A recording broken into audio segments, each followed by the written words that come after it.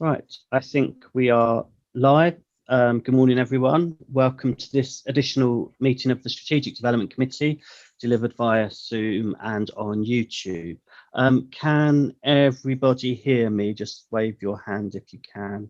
I'm getting lots of responses, thank you.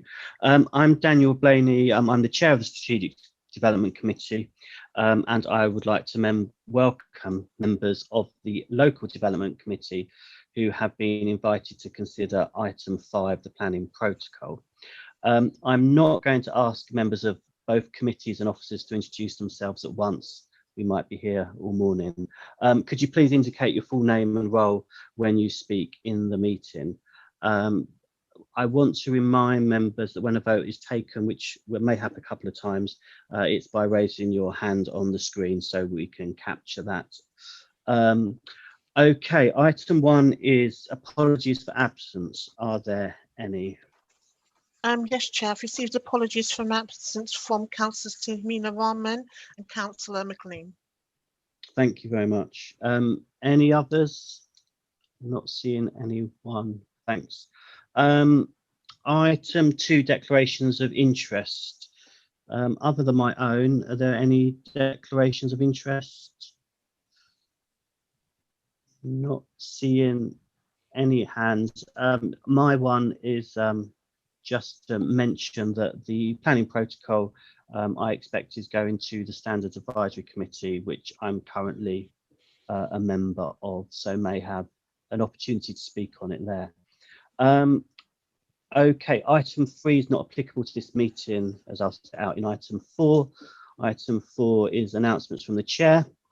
This is an unusual committee, in as much as there are no planning applications to consider, therefore no applicants or objectors.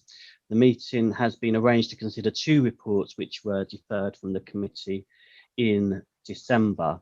This meeting is therefore taking place outside the determination of planning applications that dominate the standard cycle of our meetings, and particularly given the exhaustion of lengthy virtual meetings, it was felt important last time we do not rush through these items in a cursory way when they are competing with full applications for our attention in a meeting. Having said that, I'm not encouraging a lengthy meeting. Short and efficient virtual meetings are always the best virtual meetings.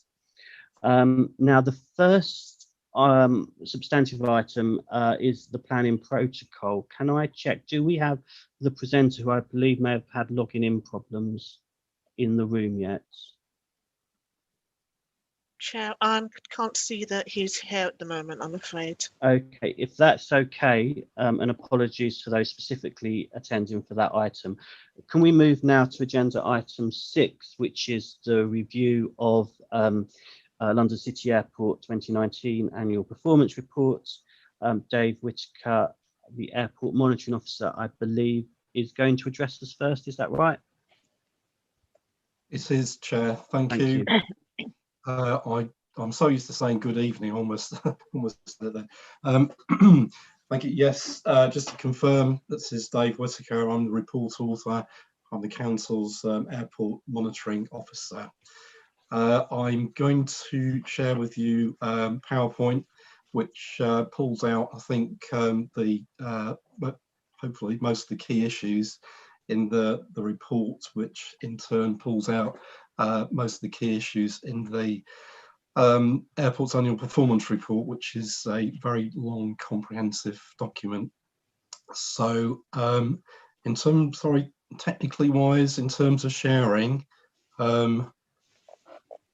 how do I do that? Sorry. Okay. You have a co-hosting feature, so you should be able to share your... Share screen. Yeah. Yeah. Good-o.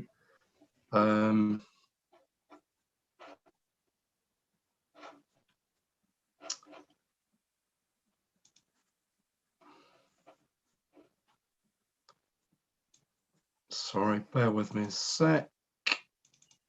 And yes, I've got it. Can everybody hear me and see this? Yep. That's yeah. Great. Thanks very much. Okay, that's the introductory slide. Onto the first one. These annual performance reports are required by the main section 106 agreement applying at the airport. The presentation to the Strategic Development Committee every year once these reports are published. That's also required by the Section 106 agreement. Just a reminder, the report is for noting, not for decision. And normally, because these reports are published fairly late the following year, I'd give committee a very kind of brief update to the present. However, given the effect of the pandemic on the airport, the aviation industry as a whole, I haven't done that this time round because it's very complicated. So excuse me for that. So let's move on to just a reminder what the annual performance reports are. The airport is required through a very large Section 106 agreement, a very comprehensive series of planning conditions to excuse me, to comply with issues like noise control, especially noise control, should I say, and air quality. It also includes things like local employment of local labour and a whole lot of other issues. These are all listed in the annual performance report, and the airport reports against all of these issues. The report is it's actually run past the council officers before it's published. We don't have to, it's not there for agreement, but it is custom and practice that we go through it, and anything that we find which is perhaps a spot which is an error or whatever, we point out to the airport. But it's their report in the end. Parts of some of the things which are monitored, including of course the air quality reports, are also reported to the quarterly meetings of the London City Airport Consultative Committee. So before I go into some of the detail, overall in 2019, just actually to remind members, these are calendar year reports rather than financial year. Compliance with almost every criterion that is measured has been achieved, with the exception of one reported breach of condition, which was assessed as minor at the time and resolved pretty much immediately. So that's positive.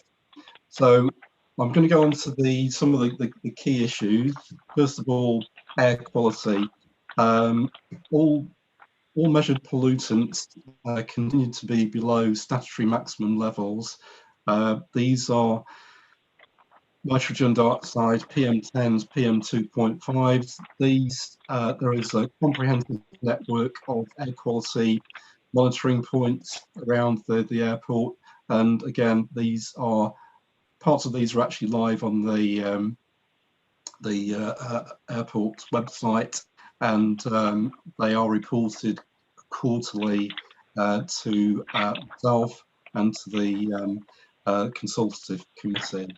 So those were, as I say, continue to be below statutory maximum levels, probably true to say significantly below statutory maximum.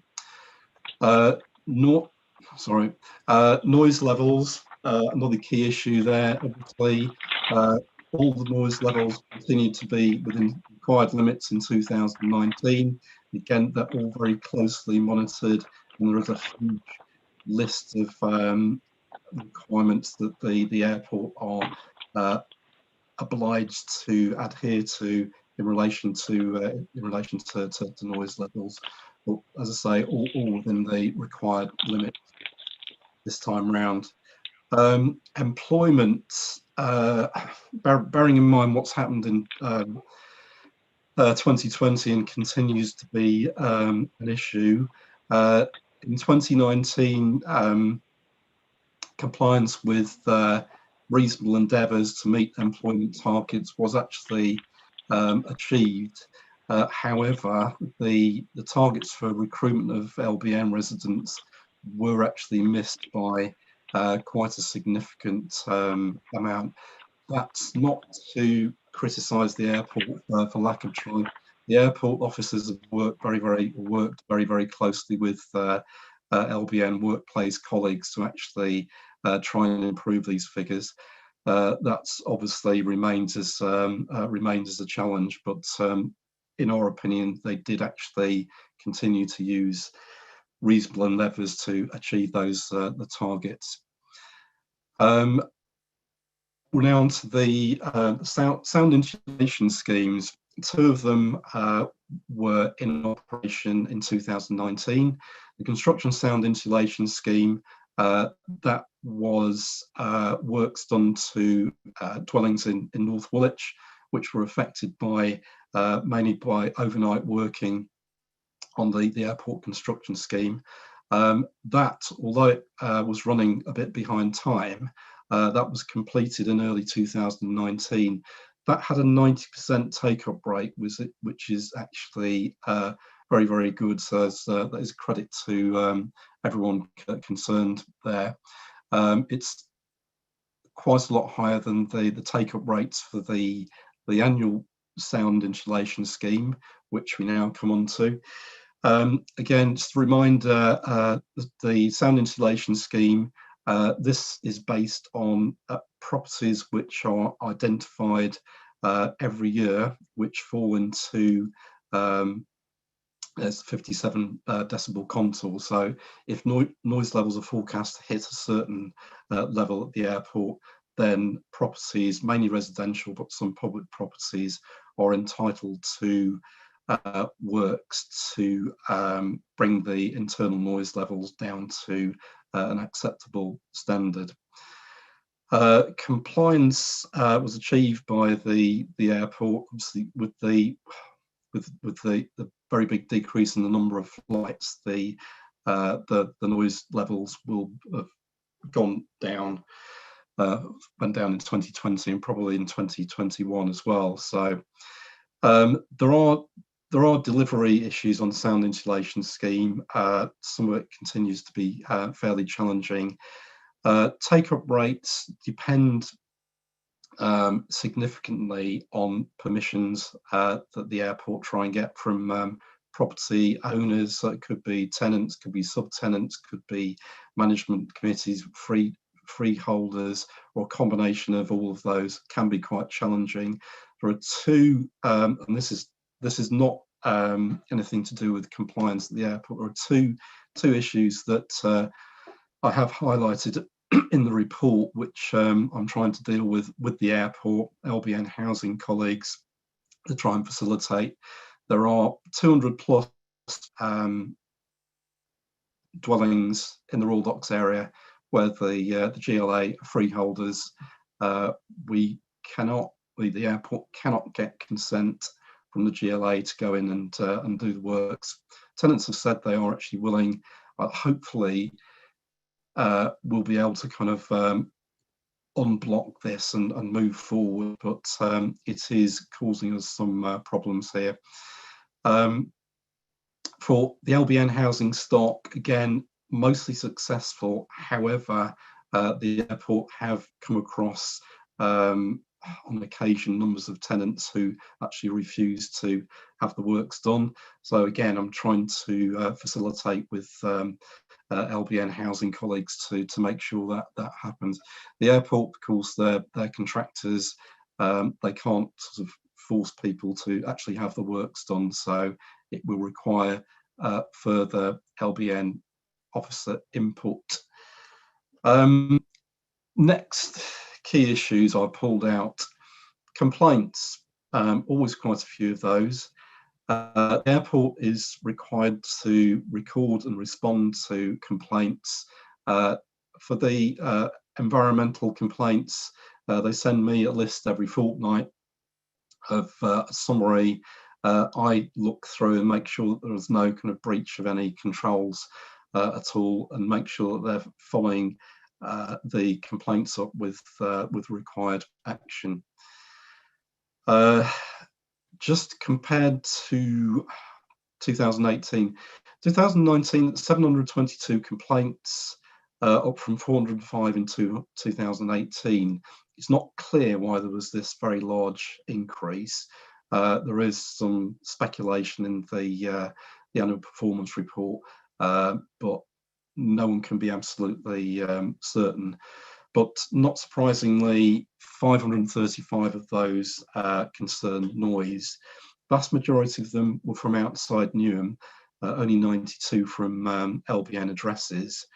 From 29 complainants, we find that some complainants put an awful lot of complaints in. They ask the airport sometimes to actually log aircraft noise every day of the week. But they are complaints, so they have to be logged and passed on to me. Some of the complaints come directly to the council, to me. In terms of environmental impact, there were 8 of those in 2019. Second category of complaints in 2019 was construction. Due to the nature of the construction works at the airport, some of these had to be carried out overnight, all of which they had permission for, but there were 40 complaints altogether, although that was down on 2018. Most of the complaints that came in were about noise, and most of those were about nighttime piling. It was noticeable though, once the works methodology was analysed properly and changed, the number of complaints actually dropped off quite considerably.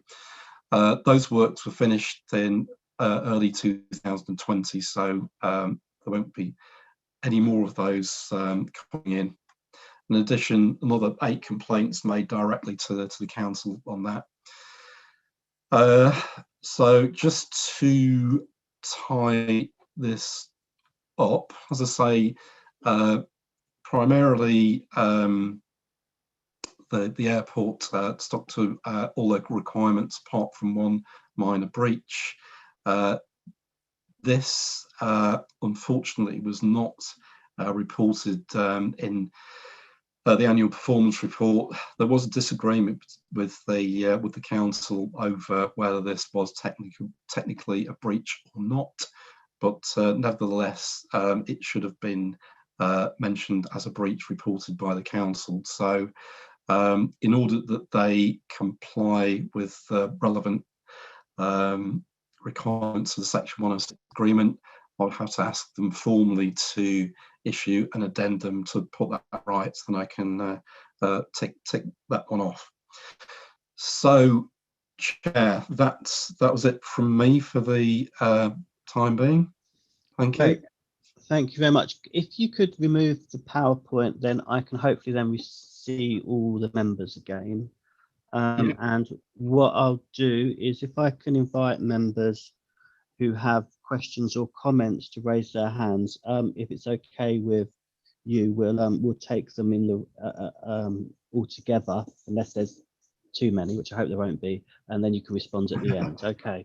Right, so I can see I can see Rachel and John Whitworth from Strategic. I can also see John Gray from Local Development, who I'll call after them. So Rachel, then John Whitworth. Can you just say your full name and what ward you represent, just for the public? Thanks.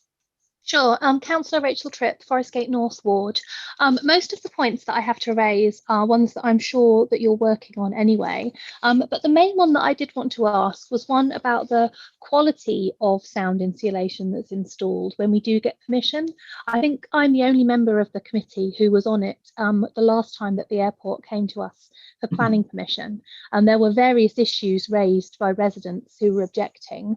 And one of the issues which came up kind of live during the meeting, which I mean you could tell from people's reactions, was a certain amount of questioning, I think is probably the best way to put it, as to whether where we had got permission and where sound insulation had been installed, whether it was actually really making a difference. So I'd be keen to know whether there's some sort of recognised standard that the sound insulation has to meet, and if so, how the airport reports back on, and how we know, basically how we check whether, when it has been installed, that it's really making a positive difference to residents' lives.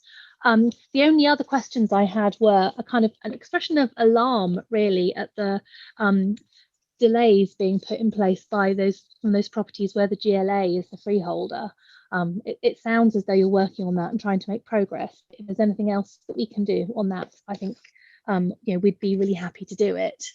I wanted to know whether the air quality measurements were measured against the general levels set for air quality, or whether there are particular different levels set at airports. That's ignorance on my part. I would just be interested to know. And I think, and the only other one is that obviously you haven't talked about what the breach was, but I would be quite interested to know exactly what the minor breach was that was the addendum to the report. Apologies if I missed that, but I don't think I heard it. Okay, shall we go to John Whitworth next? Thanks. Yes, thank you, Chair. Yeah, my question is about the employment by the airport of Newham residents, which, as you say, is below the level specified by the Section 106 agreement. You say you're satisfied that they are, I think, using reasonable endeavours. Now, this, of course, is not precisely defined, but I wonder if you could say, what you consider to be the reasonable endeavours that they've used, and also you say it's not the airport's fault that they're not recruiting the number of Newham residents. What do you think would be needed to be done for this target to be reached? Thank you. Great. I have also seen Carleen raise her hand. I did say I'd invite John Gray to come in, so I'll do that now. Thank you. Yeah, thank you, Chair. I'm not sure I can ask questions on this question, so thank you for your indulgence. No, I sort of again on employment, and I echo Councillor Whitworth. Sorry, Councillor John Gray from West Ham Ward, member of the LDC, not strategic planning. And I again echo my colleague John Whitworth's remarks about concern about the low levels of Newham residents being employed. But also, can you advise, is there anything in the 106 agreement about enforcing a London living wage on City Airport? I know they are now living wage employers, but their subcontractors, I believe, may not be. And also in enforcing trade union recognition for City Airport and all their subcontractors.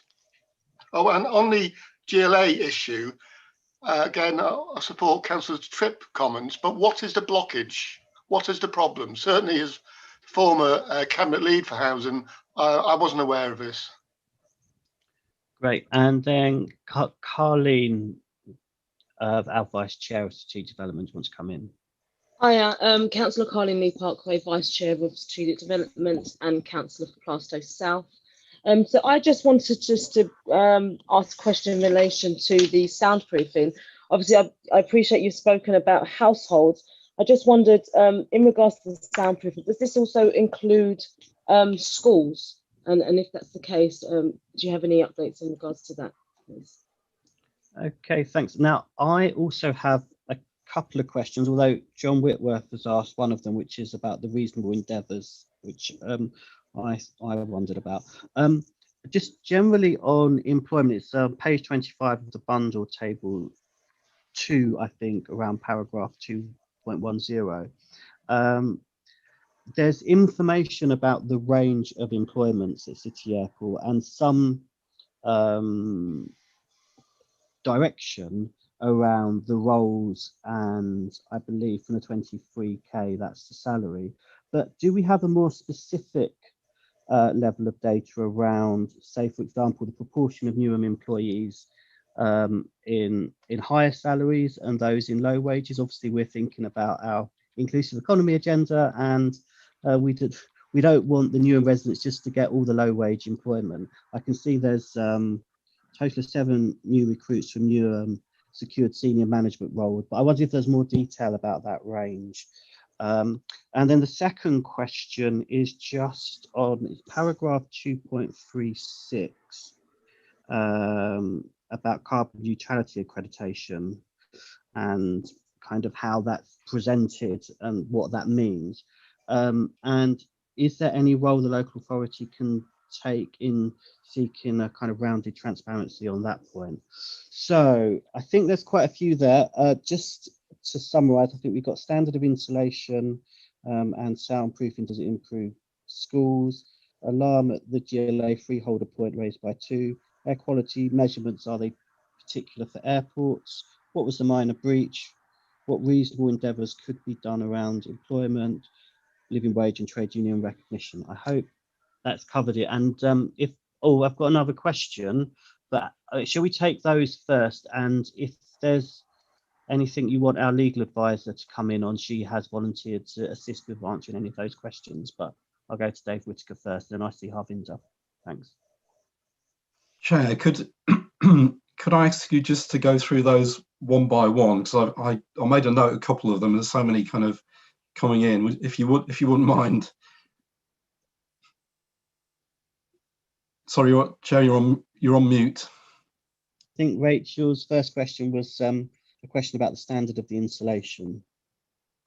Yeah, the standard technical standards for insulation are specified in the section 106 agreement quite clearly in there, so they have to comply with those. In terms of how do we know they are complying, a lot of this work actually requires certification under the Building Control Act, and the airport are required, when they do the works, to issue a certificate of conformity. If they do the works to LBM properties, they will send in the certification, and that will be logged by my colleagues in LBM housing.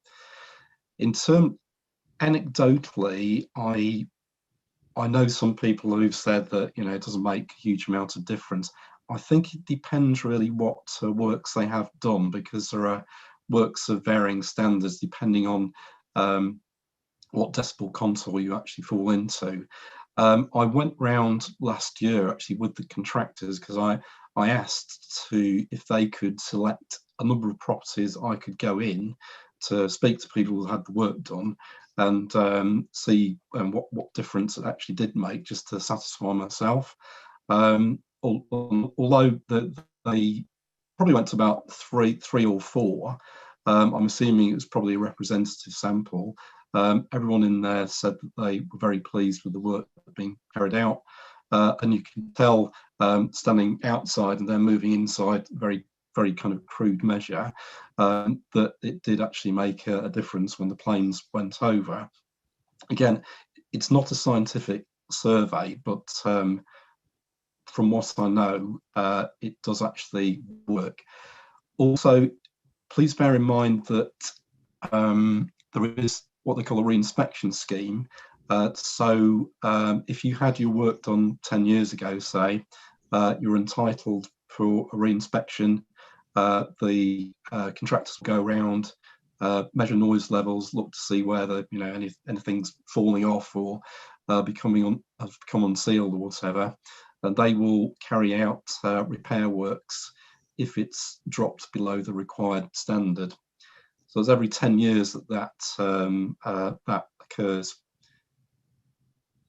So, okay. But it doesn't mean to say that everything is perfect. What if people have a complaint about the standard of sound insulation, they need to go to the airport as first point of contact. If they don't get anywhere with that, and hopefully they will do, by all means let me know and I can pursue it independently, if that's helpful. Right. And then it was, I think Rachel was referring to paragraph 2.19 and expression of alarm that where the GLO is freehold, it's not been possible to obtain permission to improve the take-up rate. And I think the question was, what are the barriers there? What do we know? This goes back to 2017. The barrier is not, it's not the tenants or leaseholders end, because they showed an interest in getting the work done, not surprisingly, because it improves their property. It's the GLA seems to have a labyrinthine estate management system. We've tried, the airport have tried to sort of get into this and get works done. I've also spoken at length to people at the GLA, people in the Royal Docks team, to try and get something done. But they all show willing, but apparently the GLA estate is the responsibility of Transport for London to manage overall. They say it's written into the management legal agreement. They cannot, they cannot give blanket permission to the airport to go in there and try and do the works. There are about 6 management companies involved. The airport told me that the GLA won't give them any details of the management companies, apart from one they've managed to get hold of, and they got consent from them and the tenants to do the works. But this is, you can imagine, this represents a quite large proportion of the housing stock, and it's investment that will be paid for by the airport. So we're talking, hundreds of thousands of pounds worth of housing stock improvement there. So again, I've been speaking to colleagues in housing to try and unlock this. I have mentioned it all the way up my management line to the top, and it is actually difficult to get things done. I think personally, someone's going to slap me from speaking out of line. Someone needs to get in there and kind of probably bang some heads together, because there must be some way of actually freeing up this logjam. It is very frustrating for all concerned. I don't know, members, you might be able to help. At the moment, I have a very helpful LBN housing officer trying to sort of move these things on. The Director of Housing is aware of it. I briefed him. So hopefully it will move. I've got all my fingers crossed here. Excuse me, Chair. Come in. I will undertake to do what I can to help Dave unlock this issue, because it does seem to be a sort of something that's mired in red tape and bureaucracy. But I'll do what I can to help with that. The other thing I'm happy to do, if someone, maybe Dave, maybe Rachel and John, who've mentioned it, want to help, is if this is followed up as a correspondence between me and the Deputy Mayor of London for Housing. I'm happy to sign off a letter that's written by those who can help compose identifying the difficulties. But I think it would be good if we could be seen to make some more effort to progress this, because it does sound like something that our residents deserve our assistance with. Okay, thanks very much. Dave, the next question from Rachel was, are air quality measurements particular for airports? I'm not sure, actually. I'm pretty. I think there will be. I mean, I just know about London City. One important things to remember at City, although it's very closely monitored, and we're happy with the monitoring and management regime generally, it's impossible to disaggregate the sources of air pollution. We don't know how much of what is measured actually comes from the airport, and how much is ambient, if you like. The ambient levels are probably they are the determinant. The measurement that we can kind of from the airport are actually below ambient level, if you like. If that makes sense. Okay. Well, at that point, could you maybe it's although I'm jumping around in terms of the order on that point, is there more we could do around the kind of seeking to have the presentation of the what's it called, the carbon neutrality accreditation understood? It seems like there was a kind of discussion about how that should be presented. Do you want to answer that? Yes, it's not this is not requiring a planning condition on section 106 agreement, although it's in the spirit of it. It's being pursued by the airport with the encouragement of the council. The issue for myself and colleagues here, and again, that there are other forums where this hasn't been properly explained.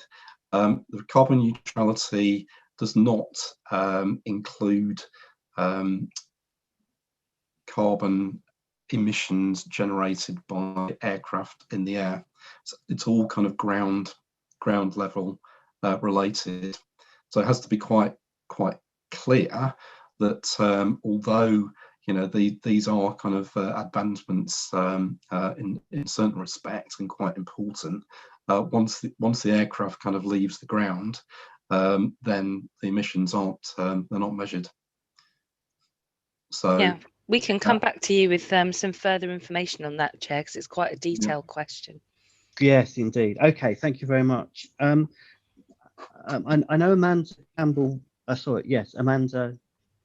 Sorry, I'm getting names mixed up. It is Amanda Jane Campbell. Hi, who wants to speak on a previous matter, and also I have the question was on reasonable endeavours in recruitment. I don't know if that was something else she could help with in terms of how you would identify that. But Amanda, you wanted to come in on some points. That's fine. I just want to say that air quality monitoring was considered extensively in the environmental statements in any event, and it was considered to be acceptable in terms of particulate matter by the inspector. I think Dave's right, you can't disaggregate aircraft pollution from the amount of cars going over the bridge in and around the area. So I think that's very difficult, but I'm sure we can find some statistics or details that were submitted as part of the modelling for the CADEP extension. On the point of the employment by Newham residents and reasonable endeavours. So reasonable endeavours particularly relates to a good attempt at using Newham's employee population first for employment in both construction and operation of the airport in terms of the development. Reasonable is taking sort of those steps that you can actually do in order to use those people. I'll give you an example. The equivalent would be best endeavours. That would be the best sort of steps that you could take in order to construct the airport and operate it afterwards. But that might include every step that you might take, and that may well be unreasonable in terms of finance, cost and construction delay. The example I'm going to give you is they are piling into the dock, I believe, for part of the extension and working with floating podiums in order to extend that. So, for instance, they may go to Newham residents first to look for a construction firm who has experience with piling into a dock when it's dry. However, you may only find that particular skill set if you went to somewhere like Portsmouth or one of the port cities and there's a company there who specifically piles into dry dock and has experience with floating platforms. So, for instance, they would try first to locate a company or business or residence locally to do that part of the construction or operation, but they may only be able to buy in that specialist skill set from external to Newham. So that's what Dave's trying to explain, that they have tried to use Newham residents first, which in terms of construction and other things like for the development, they're probably able to find labourers, but they may not be able to find specialist engineering or construction firms or staff who can do the specific type of engineering work. So it is a bit of a speciality. So I think that's what Dave's saying about being slightly sympathetic to getting the job done as well. I hope that helps. Yeah, was there any other points you wanted to mention in the terms of the questions that came up that you thought you could assist with, or was that it?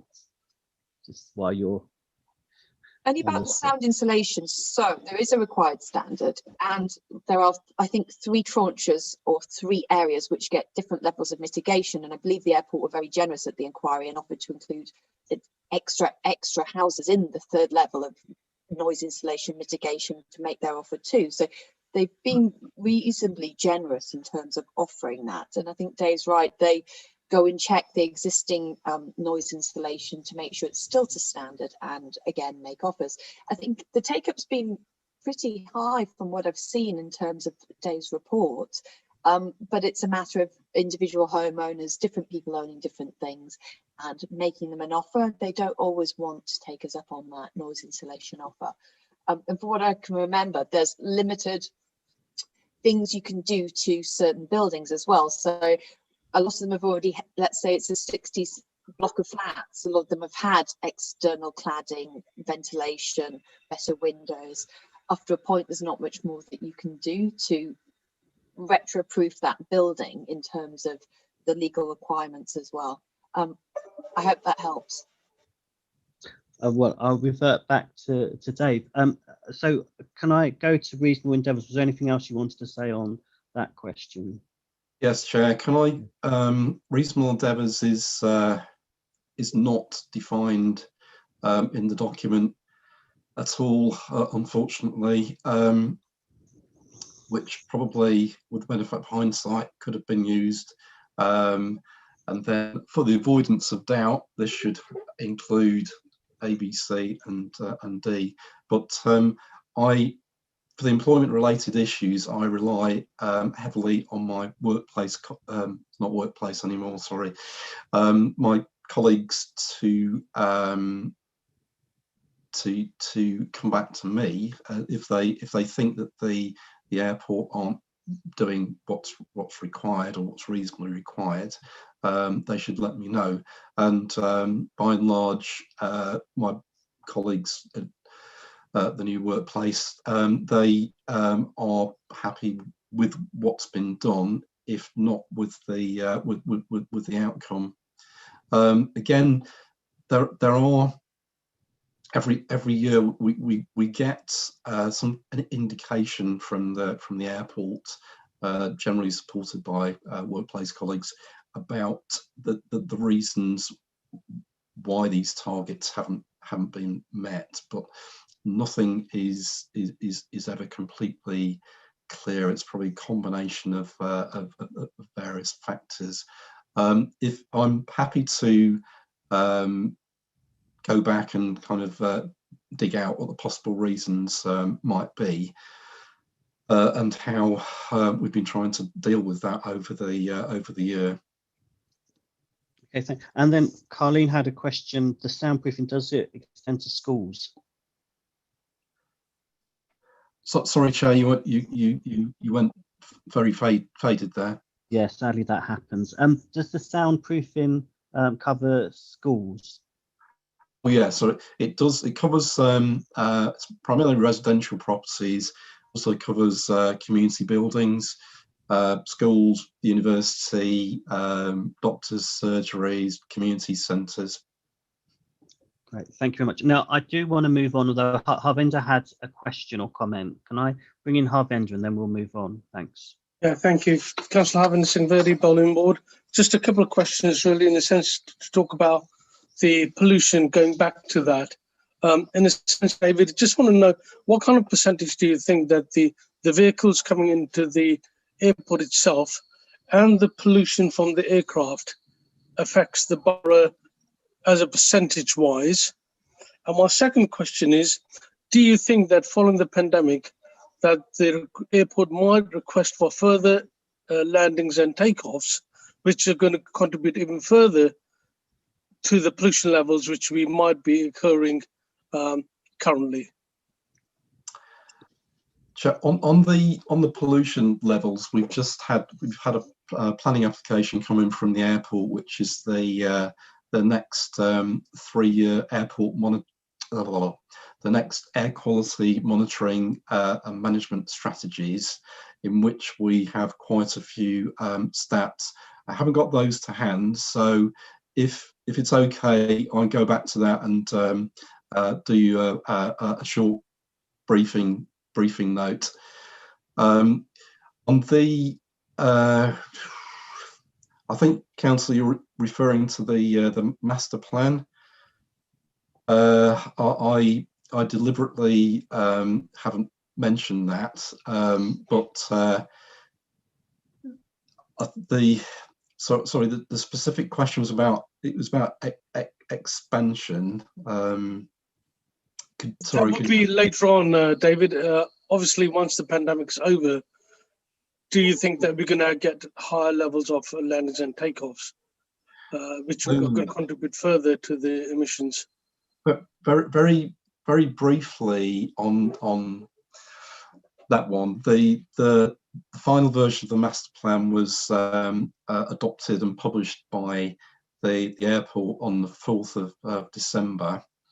I've been asked to do a briefing for the mayor on the contents and the consequences. I don't really want to say a huge amount about it at the moment. However, the master plan it's not a statutory document. It's the airport's business plan, and it's their aspirations to expand. With the pandemic, they've moved their aspirations further back, if you like, and it's all quite general. Nobody really knows how long the aviation industry is going to take to recover from the pandemic, and indeed, if it's going to at all. So the master plan is in the background. Assuming that the aviation industry does recover, the airport starts prospering again, it's still got its current expansion program to complete. It moved on to indefinite pause last year. Once if it restarts, it will still take another probably 2 or 3 years to complete all the terminal buildings, and then beyond that is the further aspiration to expand. So, I mean, the honest answer is, I think at the moment, no one knows. I'm afraid. But yeah, my briefing to the mayor will be trying to be as constructive and definite as possible, with all the unknowns there. Okay, thanks, Dave. Dave, just before you go, the question. Chair, Chair, sorry, can I butt in, please?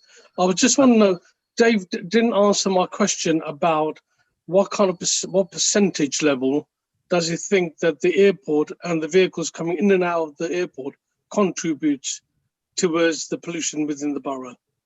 I'll check. Yes, sorry, I did refer to that, but I haven't got the stats on me. So what I proposed to Chair is that I just do a little briefing note and circulate that to members. There are some statistics there, but I'd have to dig down into a couple of documents if that's okay. No, that's fine. I'm conscious of the time now, and I'm really keen to move on. There was one thing which I didn't come back on, which is there anything in the Section 106 about trade union recognition and wage levels? Nothing at all. Right. It doesn't cover that. Okay.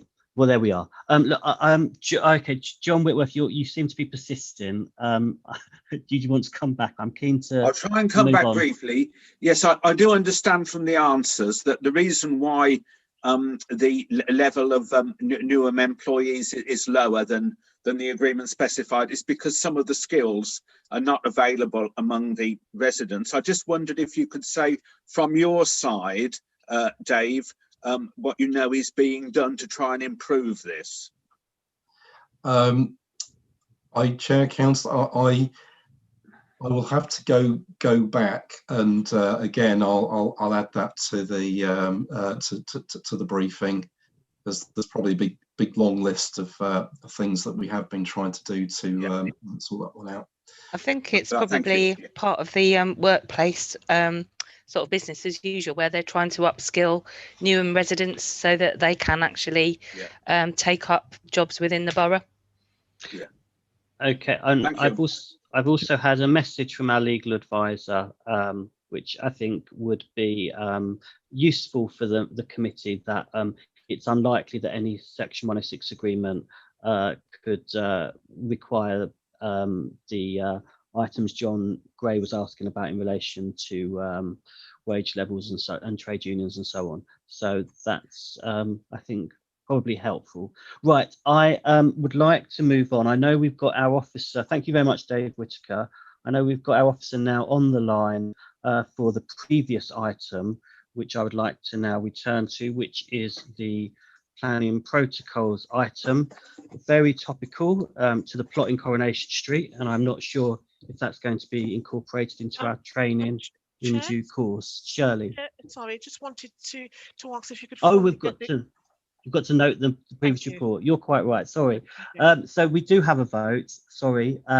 Can members of Strategic Development Committee put their hands up if they note the City Airport monitoring report? Right. I think that's everyone on the committee. That's unanimous. Thank you. That's noted. So planning protocol. I think Lookman Desai, I can see in the participants. Are you there?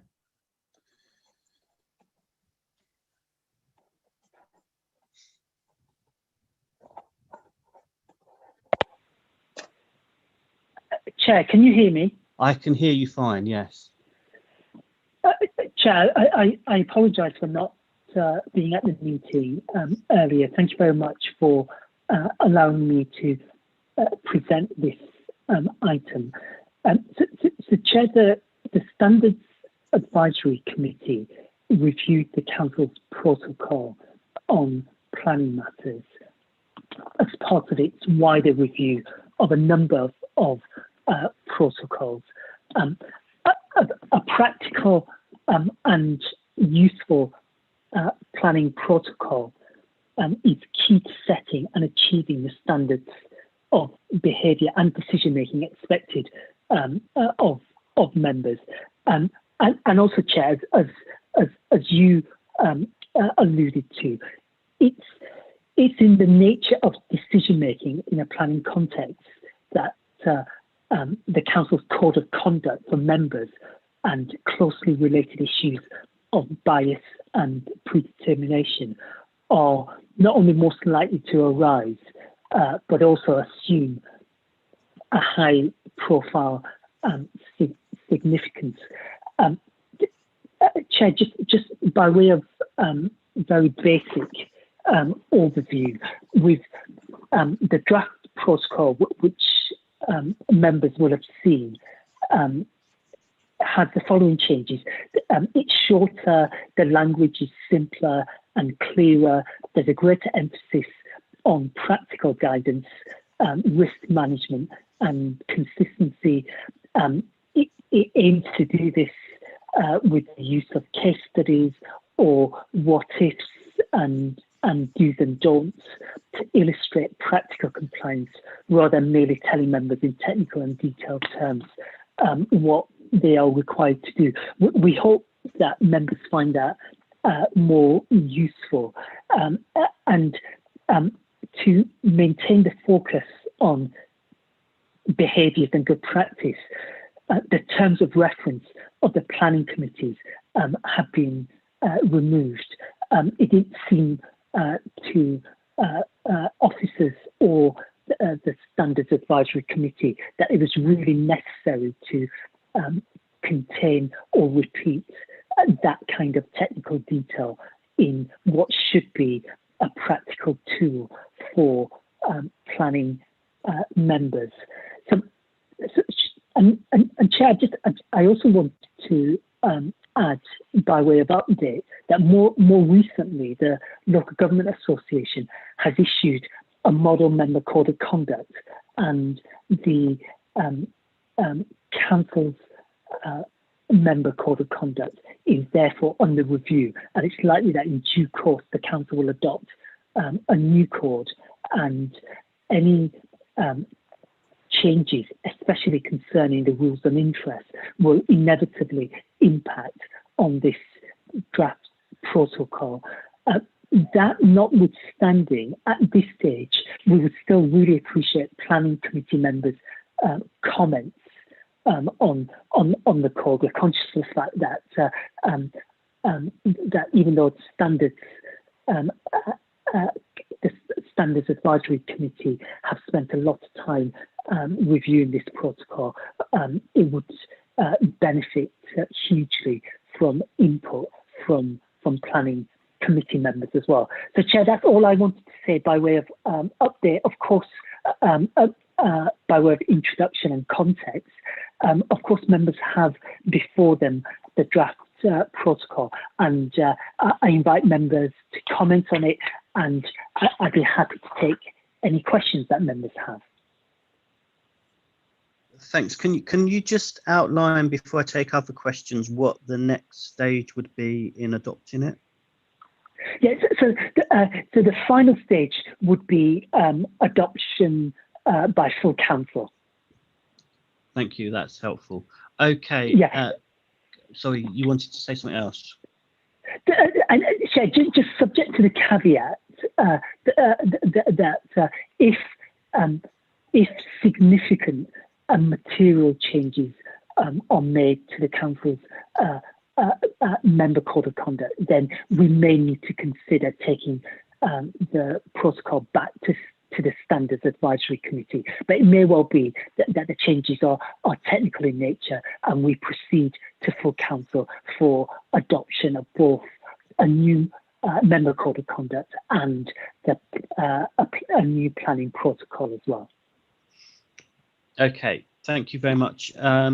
Members of Strategic and Local Development Committee, any questions or comments, feedback, etc.?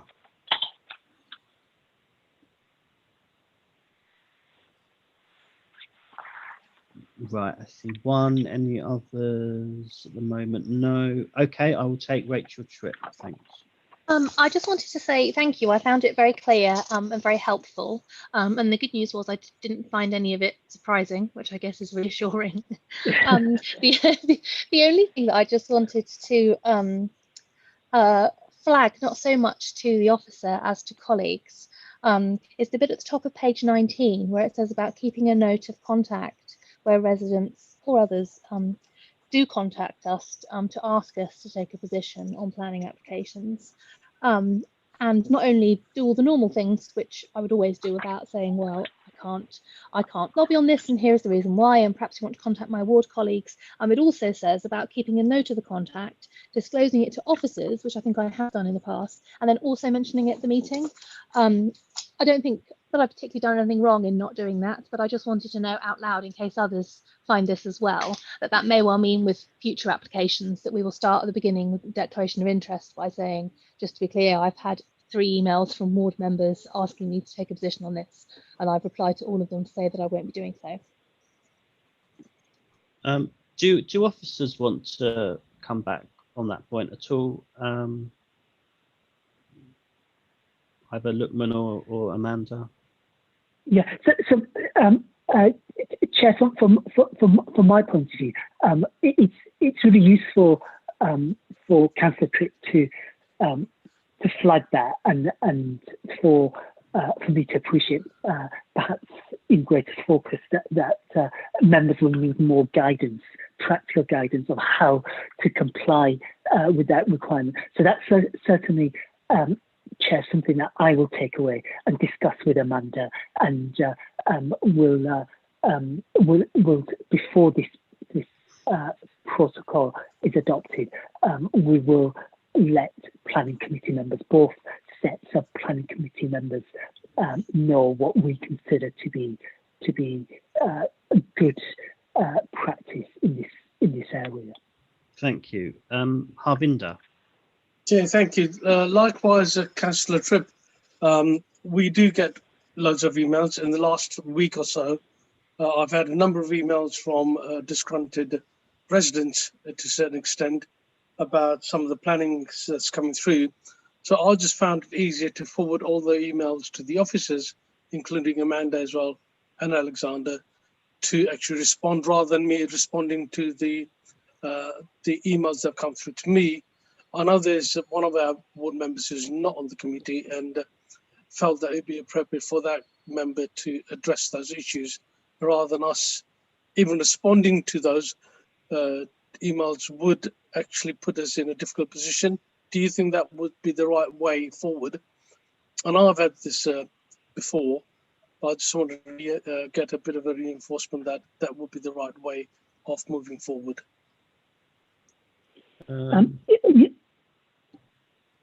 Sorry, Chair, was Yes. there something that you wanted to add?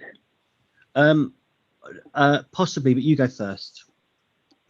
Yeah, so I think that does sound like a sensible way forward, and once again, I think the point made well is that we need to provide more practical guidance to members. So I'd like to discuss with Amanda and the planning officers what would work best and ensure that we take a consistent approach, and that we clearly communicate that to members so that they know what's expected of them. What I was going to say, I mean, that would be helpful. I'm just trying to find. Oh yeah. It's the part starting paragraph 7 on page 18, which just reminds us that there will be attempts to engage with us, and that's to be expected, and that's in a way that's the nature of the system. It's just about not prejudicing your role as a decision maker, Yeah. which I found helpful. Amanda has her hand up. Sorry, I think I would like to discuss it with Lockman, but I mean, Harvinder takes a very practical approach as well. So I would say if there's anything contentious or inflammatory or where you perceive a conflict, then always forward it to us and we can always give you a steer. I would say in the most part, though, you're unlikely to come across anything other than, you know, lobbying or other things in email, probably just to deal with it in the general way, because just prior to decision making or at the beginning of our committees, we do actually, and I do like it, we have an opportunity to declare any pecuniary or non-pecuniary interests or conflicts.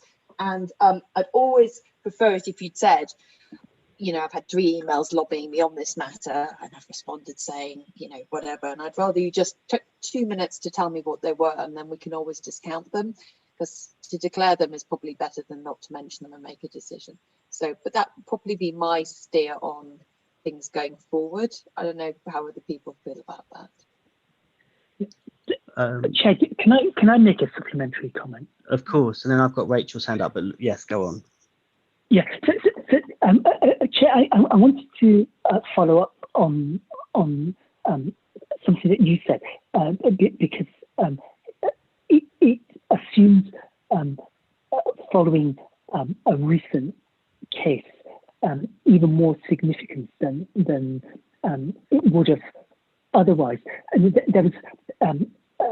there was a really significant case decided by the High Court only a few months ago. I can't quite remember whether it involved Hackney Council or not.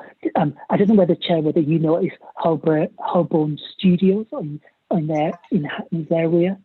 Is that Hackney or is that Tower Hamlets? I think I remember. Hackney. Yeah, I think I remember reading about this. It Yeah. was a Hackney case. Yeah, it was happening, and I mean, there's more to it than this, but it was almost dubbed as there's a right to councillors, and just unpacking that. I mean, I think Hackney was undoubtedly an outlier in that even though it didn't have any formal rules which said that residents or developers could not in any circumstances contact members of the planning committee. Apparently, informal guidance or instruction was given to members to that effect, and the challenge brought successfully in that case was that objectors, residents have a right to contact planning committee members, and that right ought not to be interfered with unless there's a good reason to do so. Now, it's perfectly reasonable for a member to say, "Okay, thank you for your email. That's not something I've got it. It's not something that I'm going to comment upon in advance of the planning committee meeting, because I'm concerned that I would not want to give the impression or even risk giving the impression that the matter has been predetermined. However, I will forward it on to the relevant planning officer, and it will receive due consideration. I think what happened from memory in the Hackney case was that members effectively said, "Oh, we're not looking at anything that you send us in any circumstances, and we're not going to talk to anybody at all about anything because we've been told not to." So that's obviously at one extreme end of the spectrum. But by the same token, the court was not saying that members, there's a free-for-all and members can engage with those participating or party to a planning decision and say whatever they like. Conventional wisdom still applies, but one just has to be careful about taking an absolute view on these matters. So I think it's certainly, I'm sure that's something that members are very adept at doing. But I just thought I'd mention that because now and again you get a case like that, which just reminds us that extremes at both ends of the spectrum are not good. Okay, yeah, I think the advice set out in paragraph 7 of the draft protocol is good, and it complements what you just said. Rachel Tripp, you wanted to come in again, and then we might move on. I will be brief. I just wanted to say that obviously we'll all take advice from officers, but I do think it's a really important part of our role to reply in a kind of human way to residents, and that is what part of our role is as councillors. And if a resident is asking us to do something that we feel we can't do, then I do think part of our kind of courtesy as elected representatives is to reply politely, explain what we can and can't do and why, and we might then seek advice from officers as well. Okay. Yeah. Can I check, Shirley, that's as the clerk to the committee, do we need to do anything else with this agenda item? No, Chair. You've made quite a lot of comments, and I believe I've put together some action points for Lookman and the legal team to come back with us. With those, you can note unless there's anything else you wanted to look at or more advice. Can I also remind members that our AGM is like, it may or may not change the membership, and when it does, we do have training. And so I would encourage the officers and legal team to invite all members of the planning committee to redo training, probably by to summer, when this protocol is implemented and you know, a part of the constitution. It might be advisable that we're training on all of it.